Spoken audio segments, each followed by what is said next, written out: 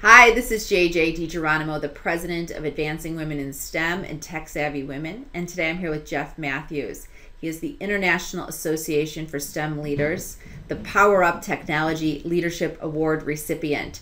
Jeff, we're so thrilled to have you here, and we're looking forward to learning more about your role and your school. Thank you. I'm glad to be here. We have been in a unique situation where I've had the opportunity to help open a school that was really centered on math, science, technology, engineering, and using a variety of critical thinking and problem-solving techniques. And it was sort of a blank slate when I started over there. It was a smaller school, a charter school, and very much driven by STEM. And recently was given the opportunity to take some of the really the ideas and some of the philosophies and the talents that I saw expand over there and bring it over to a much larger school here at Peachtree Ridge High School. Oh, what an excellent opportunity. So what have been some of your successes along the way? Well, I'll tell you, one of my biggest successes, I feel, is being able to put together an effective team over at the Gwinnett School of Math, Science, and Technology, in which it really set up an environment where the expectation was about expanding critical thinking and problem solving. And through technology, people began to talk about devices and the different type of things that are used. And one of the philosophies we had is it's not about the device. It's about access to digital content.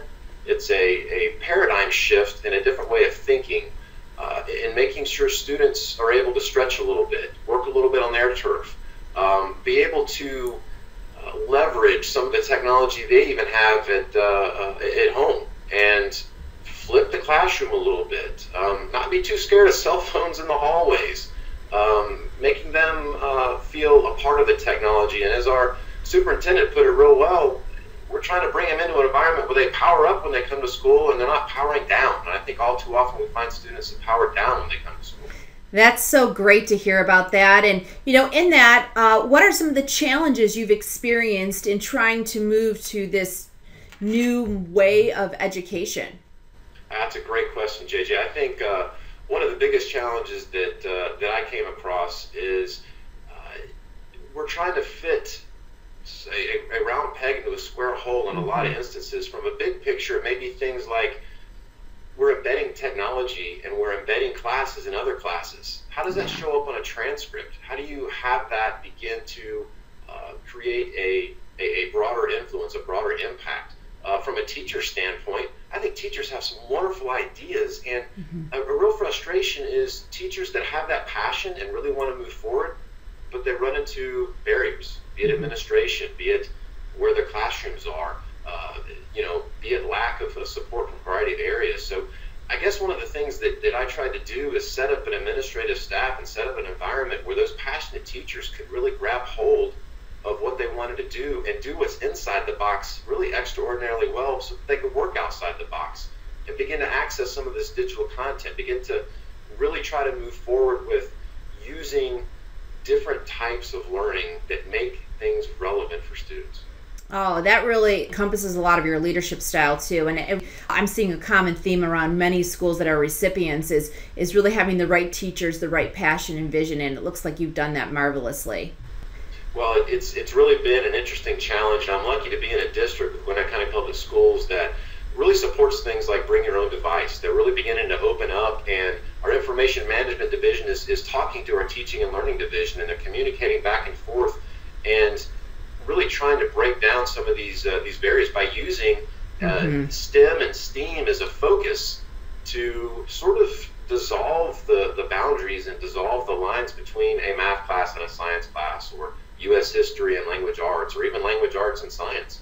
And technology is allowing that to happen. It's allowing people to use a variety of access points where students can talk to one another outside school. It really breaks down the barriers that the bricks and mortar buildings just sometimes make, they create speed bumps for kids. That makes a lot of sense. And so what will STEM certification do for your school? STEM certification is something that for our school, it provides a common language for us. And what that means is it allows us to share best practices. We were lucky enough to receive STEM certification in the state of Georgia. So the STEM certification, talking about it at a national level, is very exciting.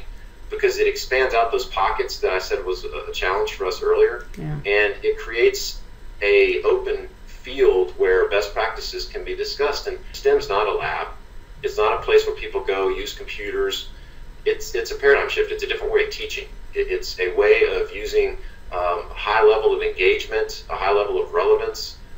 It's a way of bringing in outside entities, bringing in business partners and stakeholders and other people in the world to make things meaningful for our students and increase that high level of engagement. So STEM certification is something that has really begun to put a structure, a framework together where people can talk. And I think that the framework certification, the process, and the student outcomes that we talked about at one of our recent conferences are significant in continuing to narrow that focus even more. Well, Dr. Jeff Mathews, I think your insight, your vision, and the way that you've executed your plan, it has shown in many aspects of the things you've discussed today, and I just want to thank you so much for your time.